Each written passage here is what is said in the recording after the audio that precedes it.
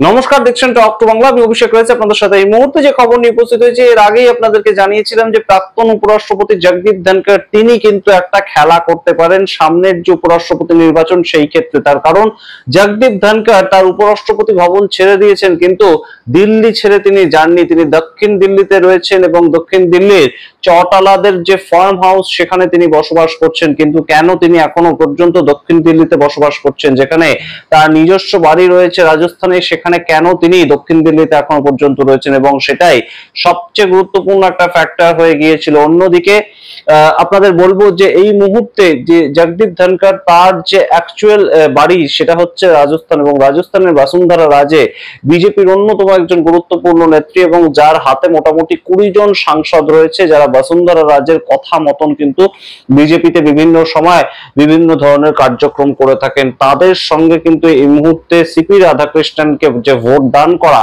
সেটা করানোতে রীতিমতো হিমশিম খাচ্ছে ভারতীয় জনতা পার্টি, এবং তাই জন্য বসুন্ধরা রাজের সঙ্গে একটা বৈঠক করতে বাধ্য হলেন আরএসএস প্রধান মোহন ভাগবত।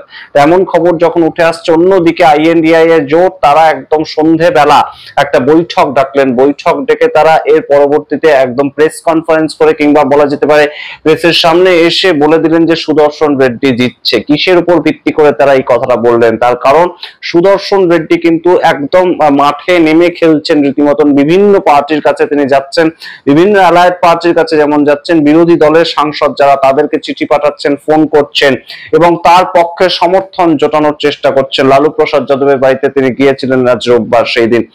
সুতরাং সুদর্শন রেড্ডি কিন্তু অত্যন্ত ফরওয়ার্ড হয়ে এই মুহূর্তে খেলাটা খেলছেন উপরাষ্ট্রপতি নির্বাচন। অন্যদিকে সিপি রাধাকৃষ্ণন কোথায়? সিপি রাধাকৃষ্ণন কিন্তু এই মুহূর্তে কোনো ধরনের কোনো প্রচার কিংবা একদম প্রকাশ্যে আসা সে ধরনের কোনো ঘটনা ঘটছে না। এবং তার সঙ্গে আপনাদের মনে রাখতে হবে যে 8 তারিখ অর্থাৎ 8ই সেপ্টেম্বর আগামীকাল উপরাষ্ট্রপতি নির্বাচনের ঠিক আগের দিন প্রধানমন্ত্রী ডিনার কল করেও সেটাকে ক্যান্সেল করে দিলেন। কেন করলেন? এই সমস্ত প্রশ্নগুলো কিন্তু এই মুহূর্তে ঘুরে ফিরে বেড়াচ্ছে। সবচেয়ে তাৎপর্যপূর্ণ, বসুন্ধরা রাজে তিনি কিন্তু তার 20 জন সাংসদ তার হাতে যারা রয়েছে রাজস্থান থেকে তাদেরকে নিয়ে বেশ খানিকটা দোটানায় রয়েছেন, এবং তারা কিন্তু ক্রস ভোটিং থেকে শুরু করে ভোটে অ্যাবসেন্ট থাকা সেই সমস্ত কাজগুলো করতে পারেন তেমনই সম্ভাবনার কথা মনে করছে কিন্তু এই মুহূর্তে রাজনৈতিক পর্যবেক্ষকরা। সমস্তটা নিয়ে আলোচনা করবো। তার আগে অবশ্যই টক টু বাংলা ইউটিউব চ্যানেলকে সাবস্ক্রাইব করে দিন, এই ভিডিও দেখুন শেষ অবধি স্কিপ না করে। আপনারা জানেন যে এই মুহূর্তে উপরাষ্ট্রপতি নির্বাচনটা কিন্তু একদম রীতিমতন ভারতীয় জনতা পার্টির কাছে একটা প্রেস্টিজ ফাইট। তার কারণগুলো এর মধ্যে আপনাদেরকে বিভিন্ন ভিডিওতে বলেছি। কনস্টিটিউশন ক্লাব অফ ইন্ডিয়া, সেই কনস্টিটিউশন ক্লাব অফ ইন্ডিয়াতে একদম সরাসরি আমরা দেখতে পেয়েছি ভারতীয় জনতা পার্টির মধ্যে কিন্তু দুটো লবি তৈরি হয়ে গিয়েছিল, এবং সেই দুটো লবি রাজীব প্রতাপ রুডি যিনি জয়ী হয়ে গিয়েছেন ভারতীয় জনতা পার্টির বিহারের সাংসদ, তিনি কিন্তু একদম সরাসরি নিশিকান্ত দুবের এগেনস্টে মুখ খুলেছেন ইতিমধ্যে। এবং কে নিশিকান্ত দুবে? নিশিকান্ত দুবে কিন্তু নরেন্দ্র মোদীর অত্যন্ত কাছের একজন মানুষ, বলা যেতে পারে গুজরাট লবিরই অত্যন্ত কাছের একজন মানুষ। সেই নিশিকান্ত দুবে নাকি ভারতীয় জনতা পার্টির এই যে রাজীব প্রতাপ রুডি তাকে হারানোর জন্য কোটি কোটি টাকা খরচা করেছিলেন। সেই যখন ঘটনাটা ঘটলো তখন আমরা কি দেখতে পেলাম? নারা লোকেশকে ডেকে পাঠালেন প্রধানমন্ত্রী নরেন্দ্র মোদী এবং বৈঠক করলেন। অমিত শাহ কাকে ফোন করলেন? অমিত শাহ ফোন করলেন সমাজবাদী পার্টি অর্থাৎ উত্তরপ্রদেশের সমাজবাদী পার্টি অখিলেশ যাদবের একদম ডান হাত বলা যেতে পারে, অখিলেশ যাদবের অত্যন্ত গুরুত্বপূর্ণ একজন মেম্বার রাজীব রায় তাকে। এবং কেন ফোন করলেন? জন্মদিনের শুভেচ্ছা জানাতে।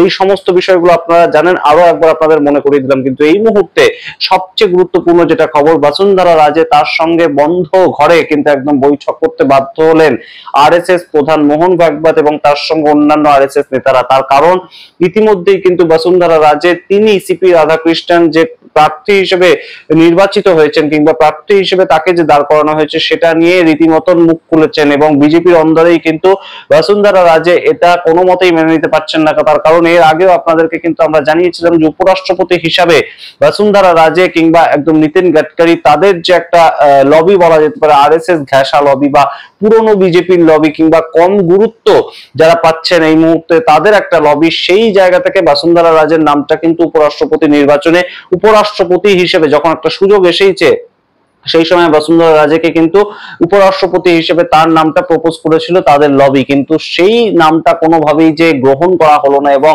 একজন একটা জায়গায় রাজ্যপাল রয়েছেন সেখান থেকে তাকে তুলে এনে আবার উপরাষ্ট্রপতি করা, সেইটা নিয়ে কিন্তু ইতিমধ্যেই সন্তুষ্ট বসুন্ধরা রাজে এবং তিনি কিন্তু কোথাও গিয়ে তার ঘনিষ্ঠ মহলে জানিয়ে দিয়েছিলেন যে তারা কেউ ভোট দিতে যাবেন না, তারা বলতে তার 20 জন সাংসদ ভোট দিতে যাবেন না এবং 20 জন সাংসদ 425 জন এনডিএর যে সমর্থক তাদের মধ্যে থেকে ভোট না দিতে গেলে খেলাটা কিন্তু আরো চাপের হয়ে যাবে।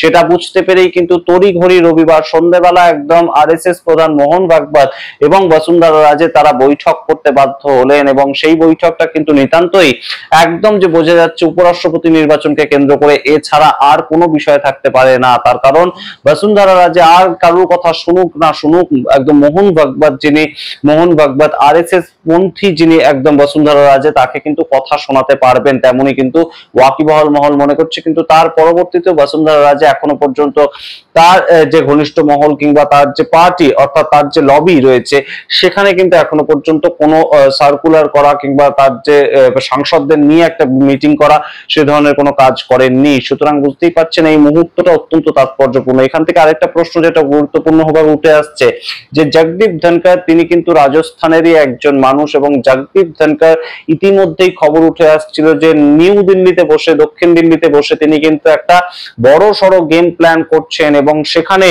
বসুন্ধরা রাজের এই মুহূর্তে যে একটা তার ঘনিষ্ঠ মহল সূত্রে যে খবরটা বেরিয়ে আসলো যে তিনি সমর্থন করবেন না উপরাষ্ট্রপতি নির্বাচনে সিপি রাধাকৃষ্ণনকে, তার সমর্থনটা তিনি পাবেন না, এই যে খবরটা বেরিয়ে আসলো এটার সঙ্গে কি জগদীপ ধনখড় প্রাক্তন উপরাষ্ট্রপতি তার কোনো যোগাযোগ রয়েছে? যেহেতু তিনি রাজস্থানের পলিটিক্সটা বহু বছর করেছেন, রাজস্থান থেকেই তার মূলত উত্থান, সেই জায়গা থেকে এই কথাটা কিন্তু উঠে আসছে এবং জগদীপ ধনখড় দিল্লিতে রয়েছেন। জগদীপ ধনখড় কিন্তু দিল্লি ছেড়ে চলে যেতে পারতেন, সেটা কিন্তু হয়নি। অন্যদিকে আরেকটা বিষয় অত্যন্ত তাৎপর্যপূর্ণ, এই যে একদম আইএনডিআই এর জোট কিন্তু সুদর্শন রেড্ডিকে নিয়ে বিভিন্ন জায়গায় যাচ্ছেন এবং তার সঙ্গে আইএনডিআই জোট একটা ক্লোজ ডোর বৈঠক করলেন এবং তার মধ্যে উপস্থিত থাকলেন কিন্তু একদম সুদর্শন রেড্ডি। সেই বৈঠকটা হওয়ার পরেই আইএনডিআই এর জোটের পক্ষ থেকে কিন্তু জানিয়ে দেওয়া হলো যে সুদর্শন রেড্ডি কিন্তু জয়ী হওয়ার মতন অবস্থায় রয়েছেন। কিসের ভিত্তিতে তারা জানালো? তাদের হাতে সব মিলিয়ে আমরা যদি একটা হিসাবে আসি তাহলেও কিন্তু দেখতে পাচ্ছি যে 363 জন সাংসদ রয়েছে, দরকার 394টা ভোটের। সেই ক্ষেত্রে কিভাবে তারা এতটা শিওর হচ্ছে যে সবাই একদম উপস্থিত থাকবেন এবং সবাই তাদের প্রার্থীকে ভোট দেবেন? এরকমও তো হতে পারে যে আইএনডিআই জোটের পক্ষ থেকেও বেশ কিছু মানুষজন একদম ক্রস ভোটিং করে দিলেন, এনডিএ প্রার্থীকে ভোট দিয়ে দিলেন, সেটাও হতে পারে। কিন্তু সেখানে যে প্রশ্নটা উঠে দাঁড়াচ্ছে যে আইএনডিআই জোটের যিনি প্রার্থী তার কোনো পলিটিক্যাল ব্যাকগ্রাউন্ড নেই, এইটা একটা সবচেয়ে বড় প্লাস পয়েন্ট। তিনি একজন জাজ ছিলেন, বিভিন্ন হাইকোর্টে তিনি ঘুরে ঘুরে জাজ হিসেবে কাজ করেছেন এবং সুপ্রিম কোর্টের জাজ ছিলেন। তাই জন্য সংবিধান বাঁচানোর দাবিতে কিংবা বলা যেতে পারে সংবিধানের পক্ষে লড়াই করার মতন মানুষ হিসেবে নিজেকে পোর্ট্রে করতে কিন্তু সমর্থ হচ্ছেন সুদর্শন রেড্ডি। অন্যদিকে সিপি রাধাকৃষ্ণন, তার কিন্তু একটা ব্যাকগ্রাউন্ড আছে, তিনি আরএসএস এর অত্যন্ত ঘনিষ্ঠ একজন মানুষ, যেখান থেকে আরএসএস প্রধান মোহন ভাগবত একদম বসুন্ধরা রাজে তাকে কিন্তু রিকোয়েস্ট করছেন যে উনিও একজন আরএসএস পন্থী মানুষ, সেই জায়গা থেকে আপনাদের সবার ভোট দেওয়া উচিত ওনাকে। সেই যে একটা বিষয় সেটা কিন্তু উঠে দাঁড়াচ্ছে এবং এই যে সিপি রাধাকৃষ্ণন তিনি আরএসএস পন্থী মানুষ, বিজেপির অত্যন্ত ঘনিষ্ঠ, সেই যে তার একটা পলিটিক্যাল ব্যাকগ্রাউন্ড সেটা কিন্তু তার এই ক্ষেত্রে একটা ব্যাকড্রপ হয়েও দেখা দিতে পারে। তার কারণ আইএনডিআই জোট কিন্তু অত্যন্ত কৌশলগত ভাবে তাদের যে প্রার্থীকে দাঁড় করিয়েছে সেটা কিন্তু কংগ্রেসই কোনো প্রার্থী কিংবা কংগ্রেস বা সমাজবাদী পার্টি কোনো পলিটিক্যাল পার্টি কোনো প্রার্থী তাকে কিন্তু দাঁড় করায়নি।